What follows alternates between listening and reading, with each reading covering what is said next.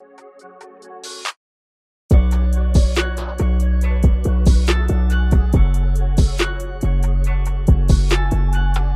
Babellion. In today's episode, we are going to be going over King Richard. And today's host is me, myself, Caleb Leanza. And accompanying me as co-host is Joshua Afiriyie. Hello, I am the co-host for today, Joshua Afiriyie. You may know me as the co-founder of Babellion. Welcome back to another episode. So happy to be here. So do you want to go over who or what awards this movie is nominated for? Yeah. King Richard is nominated for 5 Oscar awards. 5, that's right. Actor in a lead role, Will Smith. Actress in a supporting role, Anjanou Ellis. Film editing by Pamela Martin. Original song, Be Alive by Beyonce. And original screenplay by Zach Baylin. So yeah, King Richard ran for about 2 hours and 30 minutes. It was a little on the longer side, but I think it was an appropriate amount of time for the story they needed to tell. What are your initial thoughts on the film? I honestly really love this film. I felt like it was good pacing, and like you said, like the runtime is perfect for what this film is, because I feel like any kind of, I guess, what kind of style would this be? Documentary, movie? It's like a biopic. Yeah, biopic. I feel like you have to kind of have the movie be over 2 hours, or at least around 2 hours, when you're retelling someone's life, especially when you did it in this way, where you start when they're like children with the Williams.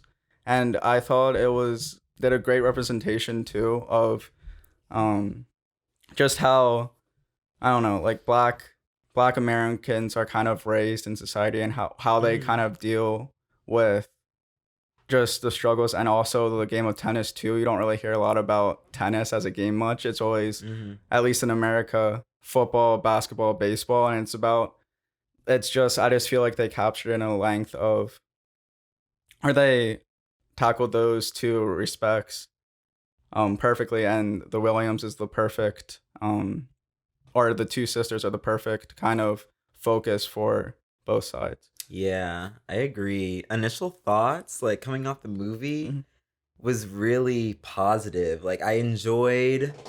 I think the story is very, very strong, which is why I'm not surprised. I hope this wins original screenplay, because again, the story was just really, really, really strong and really compelling. And yeah, the length that it was, I was pretty hooked throughout the entire thing. I was very invested in the sisters and their journey. And, you know, I did just watch an interview with Will Smith and Venus and Serena talking about the film itself, and how telling it through their father was the perfect vessel in their eyes, because the story kind of is nothing without Richard Williams. There are so many ways to tell this story, but I think telling it through my dad, I think, was one of the best ways. And I was like, that's so true. When I first saw like the promo for the movie, I was like, oh, this is interesting. I thought, you know, if you're going to tell a story about Venus and Serena, you would tell it more from their point of view as opposed to their father. But, you know, I didn't know the history. After watching the movie, I can see why telling it through Richard was just the better choice, the best choice. I agree. And when you're like kind of that age, and I didn't realize that they started off like practically like infants. Yeah. But I think even around that age, like 10, 11 too, stuff gets pretty fuzzy too, because it's like your brain's still developing memories and stuff, and it's kind of hard to remember when you're that young. Like around like 5 to 10 is kind of like a hard age to like retain too. So I thought that it was, like you said, it was perfect to go through their father's eyes, because he probably remembers a lot more kind of how he trained them, and just the extent of getting like the contracts, getting the coaching, getting like securing a coach, securing like money. I don't they weren't like a part of that, obviously, because they were children, couldn't like manage that. But it's interesting to see kind of all the length he did to like obtain or to have have his children the best possible spot to succeed the most, because he knew that they were talented. Yeah, absolutely. Yeah, I could go on for hours about the writing because I'm a story guy. I love a good story. But I think the acting especially really, really brings this story to life. I think Will Smith and Anjanou Ellis were committed, capital C, to the role. And I think they did such a good job. Like, one of the most powerful scenes in that movie was when Will or King you want to call him King Richard, when Richard Williams, they like, this is after they get the deal to go down to Florida with John Bernthal's character, and him and his wife get into the argument in the house about, you know, how committed his wife is to the dream, and how like Richard Williams feels this huge sense of entitlement because he did all this work to make their dreams come true. And they get into this whole huge argument. And the from start to end, it is such a good scene filled with a lot of powerful subtext, and you see like the way their characters are so attached to each other, and at the same time there's all this conflict that's been brewing under the surface that you don't even see until that scene happens. And up until that point, I'd been a little like, I was giving the story a chance to be told, but at the same time I was like, this is a very like positive telling of the story.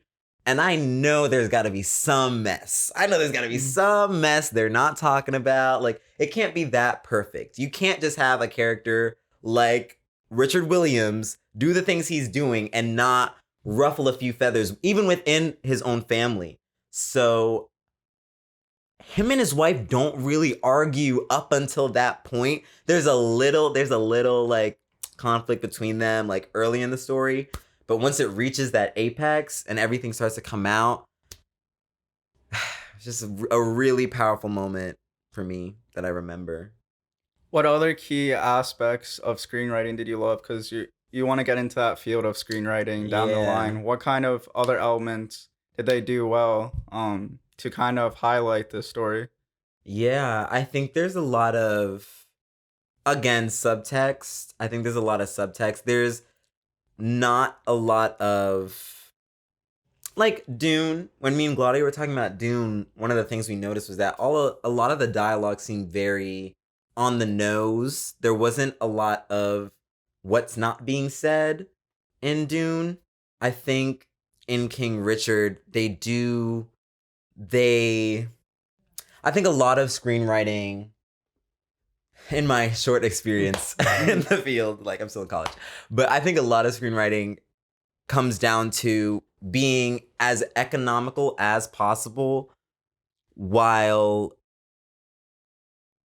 showing more than you need to tell, if that makes sense. Like, you have to really craft language in a very particular way to deliver a lot of meaning, subtext, what's not being said, even exposition at times. You have to craft dialogue in such a way that you can do it in a very short amount of time and still have a very powerful impact. And I think the screenplay does this so well. And of course the actors just on top of that is like, whoa.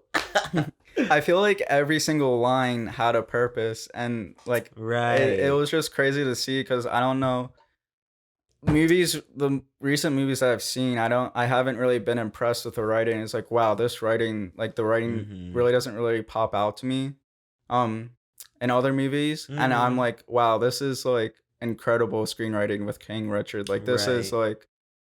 like popping out to me because like I don't really know what to look for when screenwriting or what's good Yeah. screenwriting, what's not good screenwriting. But I knew that this was like really good screenwriting, Yeah. and it was just crazy to see. Which that is just a telling to the power of the script itself, right? Like, even if you can't, you could feel it still, even if you don't have the technical language to describe what's going on. But yeah, I think, the film also has something to say about storytelling in general. I think it's rooted in a very real and authentic place. And I think everyone who's involved in production is tapping into that to really tell a truthful and powerful story. And I think it comes through on a lot of levels. But I want to talk about the editing as an editor because I thought the editing was really, really well done in King Richard. But I'm going to let you. Yeah, it's one of those movies. Titus and I talked about this in Don't Look Up, where Don't Look Up. We watched the podcast to get more of an in-depth view, but the audience kind of knows what's going on with editing. Like they can physically see the edits with like the screenshots and stuff that pop up on the screen. But within this is a very good movie with where you don't see the edits, where it's you can get engulfed into the story, into the lives of the people, in which I thought was in a biopic, I guess. Biopic. You need to not have the editing elements pop out like Don't Look Up has it. And I just thought it like the pacing was incredible. I just feel like there was not one like dull moment within it, which is like again, along with the screenplay, is one of like the rare instances where it's like even like it's the right amount of intense, it's the right amount of pacing, like the comedic timing on it was perfect as well. And this wasn't like flashy editing like Avengers, like there's not that much CGI, but this relies on pacing and the pace of it, and it did that perfectly. Right. And I just have to give them credit. Like I just don't know. I just in love with how this is edited. The rhythm was perfect, and what stood out to me was kind of like the intense scenes during it, because they build up, and they allow you to take a break. Like it's build up. Then they dial it down. Maybe it doesn't necessarily like, all right, they dialed it down all the way to 0. They may dial it back 1 or 2 spots. That's enough where the audience is allowed to take a break, but still feel intense in the moment and stuff. And you can see that in the tennis matches as well towards the end. And I just thought it was really good. The one like area as I kind of thought was a little funky was like the tennis matches towards the end when Venus was playing against the number 1 player. I don't know why, but I kind of got threw off because it was very like highly edited, but like like greatly edited, I mean, but like kind of the background with the sky kind of took me out of it a little bit, because I don't know how else you would edit that scene necessarily, but it just felt like they were in the stadium and there was just like a big black wall behind it. It didn't really feel open, but I guess that is also really good too, because it allows you to zone in onto the match. Right. And when you're a player, you don't really notice the fans in the stadium and stuff, so it's kind of like that black wall where it's like you're just zoned in on beating this one player. But yeah, I just all around I thought it was a very great edited like movie. Yeah, I agree. And another thing I'll say about editing is it's really interesting from like a psychological perspective how much editing messes with your mind, like to fool you and kind of pull you into the story, because you're not supposed to notice the cuts like you said, and they they did edit it in a really good way that makes the flow of the story feel so natural that you can't help but just come along with it. And I think the even the way the editing like fits the like the tennis matches, for example. I thought those were so well edited because they do such a good job of giving you the right amount of, like you said, the right amount of intensity. They put you right in Venus's shoes or Serena's shoes, whoever's playing. They put you right in the middle of the game. It's like, and even the cinematography, right, comes into play with this too. Like everything it's just so good. And also like another thing that just popped into my head about the editing as well, which I love too, is the cuts in between like the time. Like there's this like one shot when Venus Williams kind of throws up the ball and they show you spiraling, and I don't know exact age that she was probably like 10, and then she throws up the ball and then she ages like 3 years. It like comes down and she's like playing a match, and what was it was like in the middle before you go pro, the like the juniors, yeah. Like I think it was like where I kind of forget the area of where it's at, but I think it popped into like a match of the juniors, and I thought there was a couple other scenes that like 3-4 years passed, but it doesn't feel like, it's not a jarring cut. It's like they make each like 3-4 years very seamless too, right? And it's like, I don't know, I just love how seamless that was too. It's not like jarring in any way. But the other thing that stood out to me is Will Smith's acting. You alluded to this earlier, and I don't want to.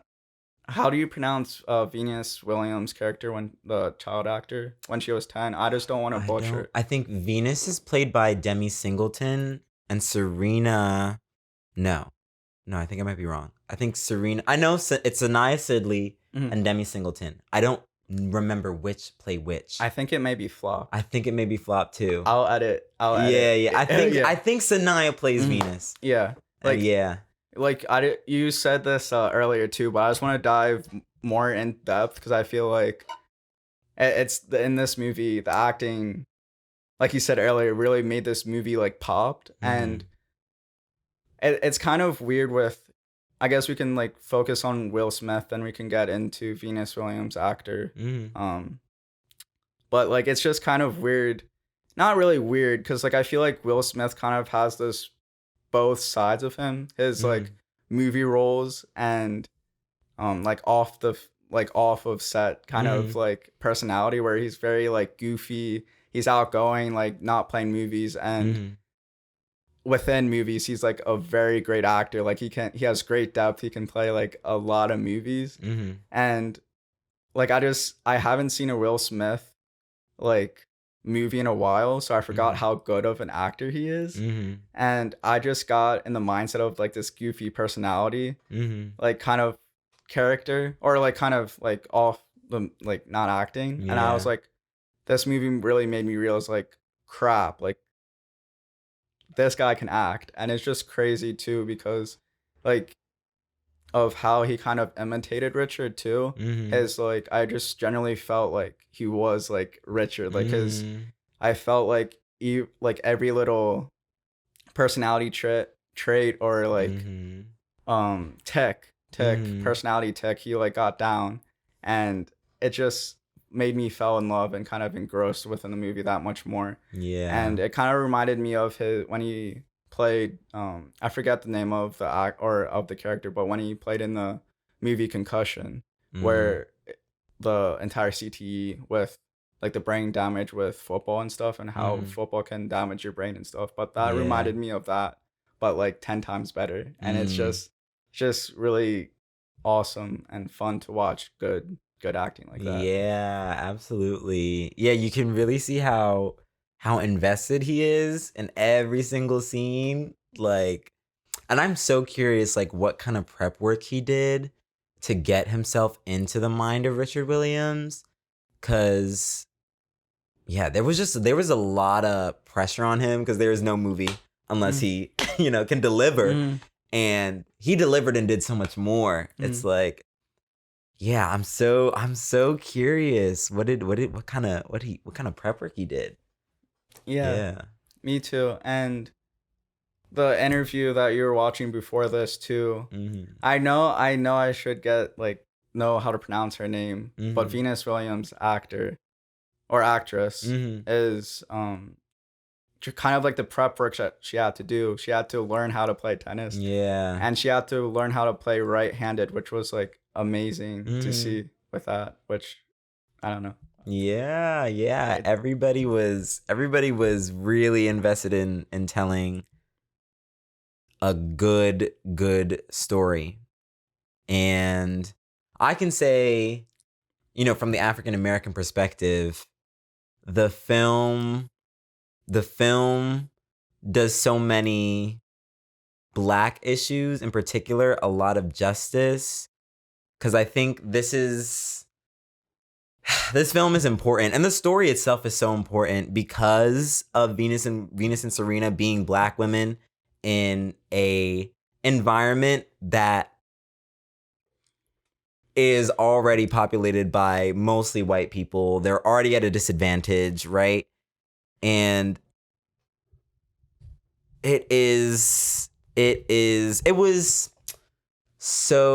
gratifying to see them handle different subjects related to being a Black woman in America and being a Black man in America. You see that with Richard's character, and you see that with Venus and Serena. Like, I remember after they get the deal to go down to Florida, and Venus has that scene where she's being interviewed at the country club, and these interviewers are asking her all these type of questions to make her look like the bad guy, make her look like some type of person that she's not.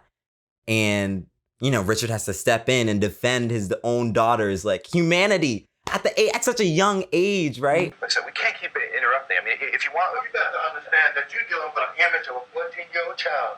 And this child gonna be out there playing with your old ass, and we gonna be in the grave. When she says something, we done told you what's happening. You deal with a little Black kid, and let her be a kid. She'll answer it with a lot of confidence. Leave that alone.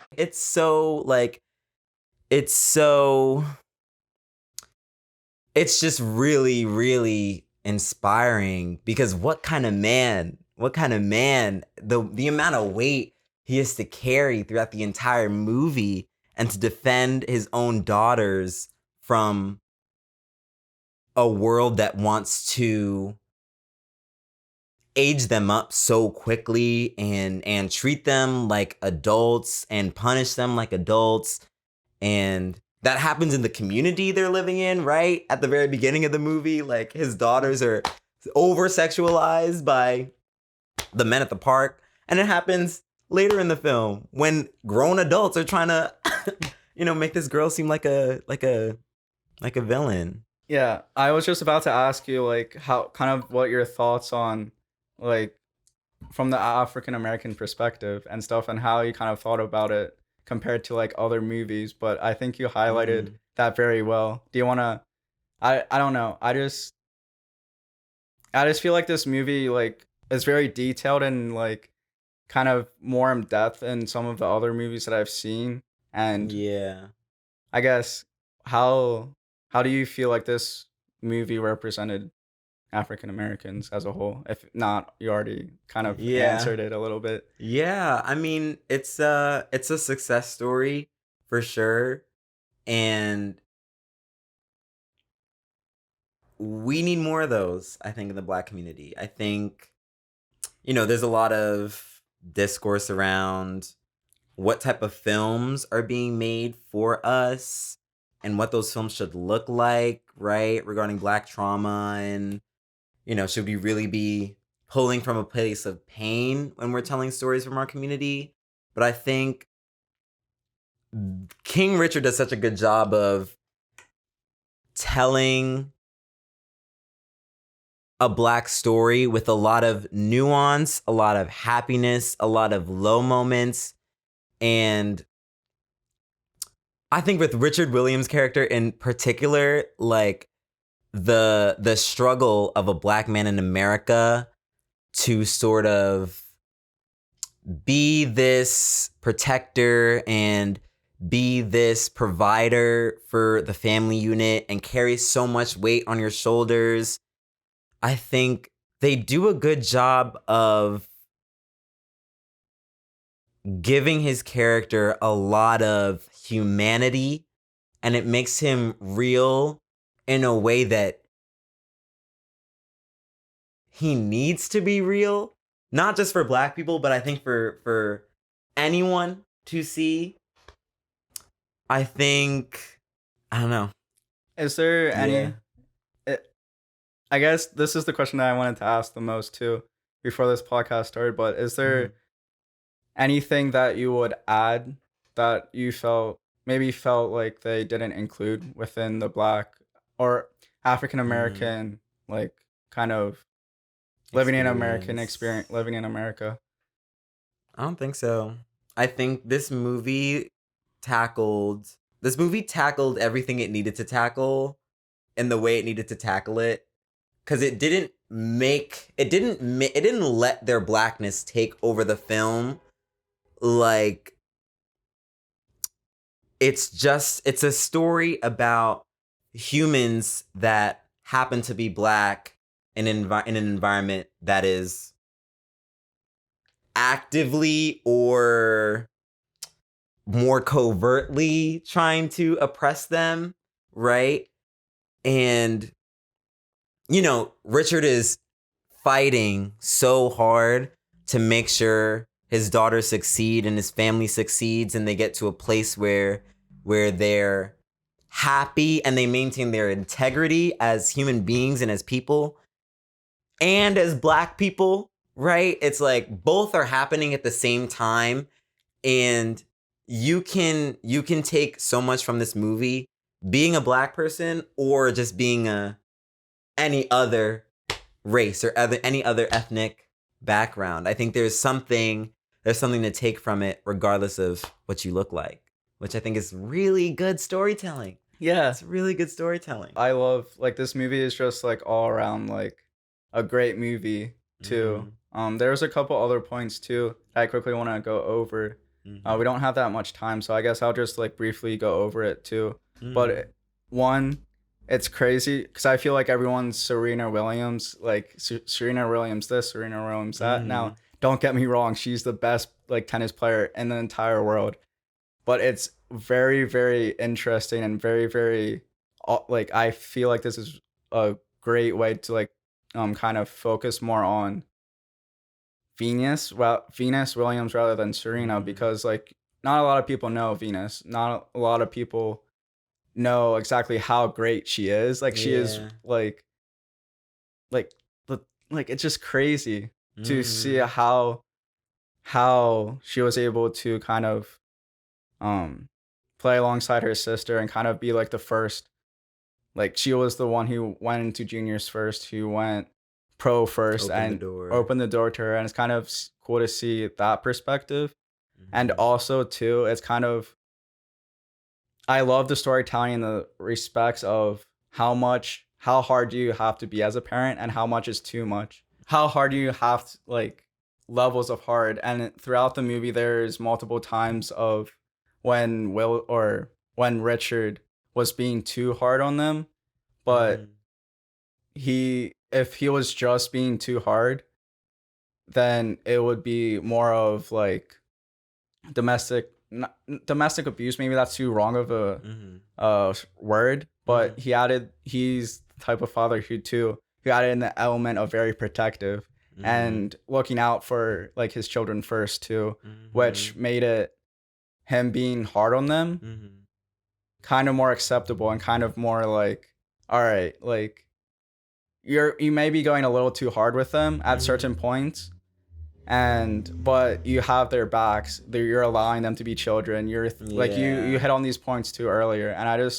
I love that element within that too, because like with a social security woman coming in too, it's and kind of how he spoke to her. Like, you're not going to tell me how to raise my kids. Right. Like, yes, I'm raising my kids hard, but they're doing excellent in everything. They're doing excellent in school. They're doing excellent in tennis. Like, it's just, I don't know. I just love that element of it too, of kind of pushing the limits of being a parent and what is too much and what is too little as it. And also the last kind of element that I also like too was kind of how much practice you have to be great. It's one thing to be talented and gifted in something, but I feel like what's kind of underlooked is how much practice, how much effort you have to put in money. Like, it's just, I don't know. It's just an amazing like character arc, and it makes it that much more better that it's like an actual story that happened in real life. Like, yeah. And I'm just gonna say a couple more things from the African American perspective. A lot of the things you touched on, like, even if we're thinking about like what does it take to be a parent in a situation like that, again, we add another layer onto that. It's like, what does it take to be a parent of Black children in a world that, again, is actively trying to oppress them any chance it can do so, again, covertly or, actively. And again, I think as Black viewers, you kind of see that, and it's just a really important aspect to show, because we kind of have to. I think a lot of times Black children are forced to kind of take on more adult roles in our lives earlier than expected. And I think that's because we're kind of aware of our own mortality, or we have to be aware of our own mortality at such a younger age. And they're growing up in Compton, California, right? Like, environment plays such a huge role in how Black parents have to teach their children to defend themselves and stand up for themselves, while also being humble and gracious and respectable. And I thought that was a really interesting point that the film was touching on, to piggyback off of you. But yeah, I agree too, and it's interesting to just learn more about like the Black community as well too, coming from like being a white person as well. Like, I feel like, I don't know, like I learned a lot more too. And well, I mean, like during our conversations too, like like besides this story behind the camera, like I felt like you do a really good job of kind of like telling your story too, and like telling from like an African American side that I wouldn't be able to like know or experience too. And I felt like kind of what you said and kind of like the talks we had too, that like this movie really hit on that too as well. Like from like when you're growing up as a child as well, and just seeing that within a movie. And I thought that was really a great element too, to kind of, I don't know, bring to like cinema. It's just really interesting and like exciting to see. Like, I feel like there's not a lot of stories that do a great job of that too, or movies too, because it's either like not that great, like edited or composed together, but it has like, it tells like the African American side of the story really well, but it's not that, maybe not necessarily well edited, or maybe not as well like popularized, but like vice versa too. Like, it could be a popular movie, high composed, but like it doesn't really tell like the side of like the African American side. And I just thought this movie was like all of the strings compiled together. Right. I agree. All right. Do you want to end it? Do you want to end this here? This was the longest one so far. And rightfully so, because it was a great movie. It was a good movie. But that's the end. Bye, Babella bitches. Bye, Bella bitches.